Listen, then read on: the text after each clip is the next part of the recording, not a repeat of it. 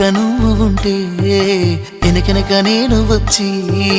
నీ కళ్ళు మూయంగా కన్నీళ్ళు అంటేనే నా రెండు చేతులకి కన్నీళ్ళు కావు అవి ఆనంద బాష్పాలులే ఇన్నాళ్ళకు నన్ను వదిలిపోతున్నందుకు ఒంటరితన మెచ్చనే బంగారు నగిలేసు నీ మెడకు తెచ్చిన ఓసారి వేసుకోలే